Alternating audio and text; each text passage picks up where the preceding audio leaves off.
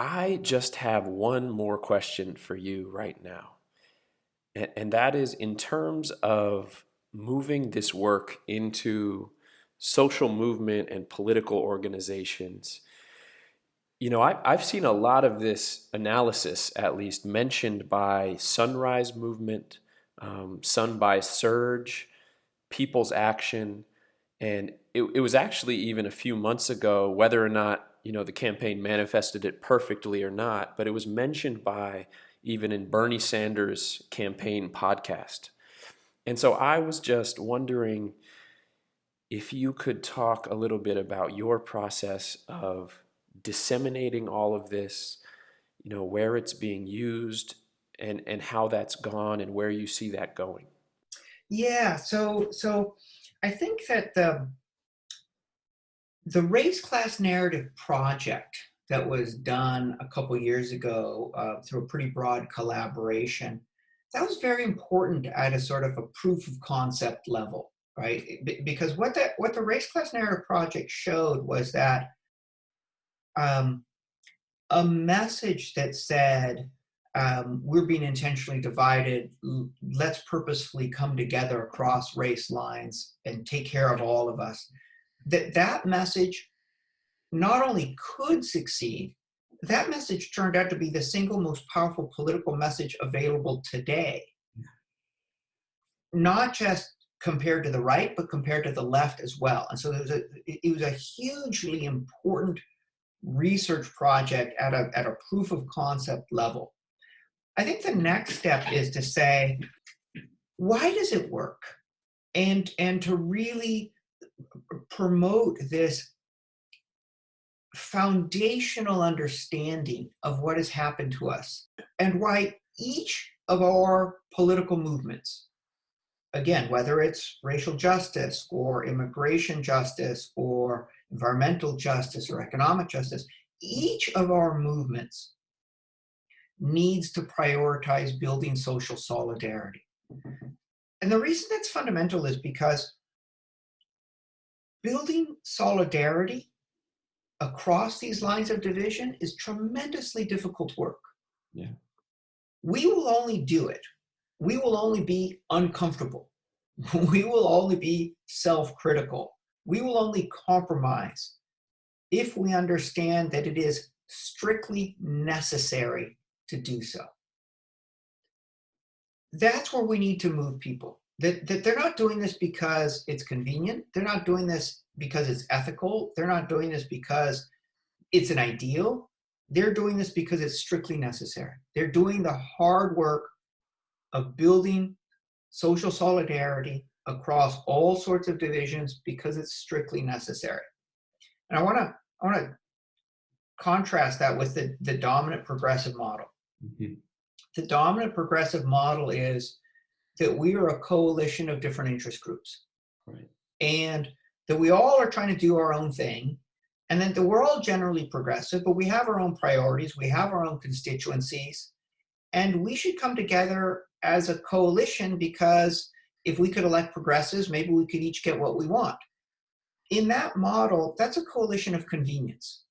It's convenient for us to work with these other groups because, if we scratch their back, they'll scratch our back. Right. But the moment the coalition becomes challenging, convenience isn't enough of a reason to do that work. Yeah. The minute somebody says, hey, you need to do some hard work and think about how privilege is working in the environmental movement, because otherwise it's going to be hard to build a coalition with racial justice folks. Environmentalists say, why are you dragging me off on your issue? Stop dividing us. Wow. Yeah. I've worked for organizations. Like I've had that exact moment happen before. Yep. All right. So and the reason is because people are, and that's where most of us are. It's so important to understand that's where most of us are. In that context of like, hey, everybody knows we should have a multiracial coalition. In that, most people just assume we should have a multiracial coalition because it's going to be convenient. Mm-hmm. When they hear, hey, race class can get us there, they're all like, cool, I'll just say the magic words. This is going to get us there. And that's not going to work. That's not going to be enough. To actually build an enduring, multiracial, progressive coalition is going to require a tremendous amount of work. The right has been pouring literally billions of dollars and massive amounts of time and organizing into shattering social solidarity. We're not going to rebuild it just because we say we should all get along. We're going to have to pour the equivalent in our resources into building social solidarity, and it's going to be hard, and we need to know why we're doing this. And so it becomes very important as a sort of a next step for People's Action, for Surge, for the labor movement. Becomes very important as a next step that people deeply internalize. And I'm going to say that again for emphasis, that people deeply internalize a new way of seeing racism and social division as weapons of the rich, rather than as simple fractures in our society. I don't mean to deny that the fractures are there, but see them as weapons of the rich rather than as natural fractures that are just there. These are funded, these are promoted, these function to help the greedy rich, the reactionary rich. That's, I think, the critical move that will allow people to internalize the need for a race class approach, and that will also allow them to take ownership over it. Because once they understand the analysis, they can see how it applies, and they can develop their own stories about what they need to do to build that coalition. Because for this idea to become truly powerful, lots of different folks, lots of different organizations, lots of different communities need to own it themselves, need to take it on themselves, and not view it as a set of magic words, not view it as a calm strategy, but actually view it as a strategy for movement building, a strategy for organizing our society, for reorganizing our society. The way we build the society our highest ideals articulate. Yeah. Wow, I love that idea of deep internalization, because I work with a lot of white anti-racist activists, and in supporting that internalization.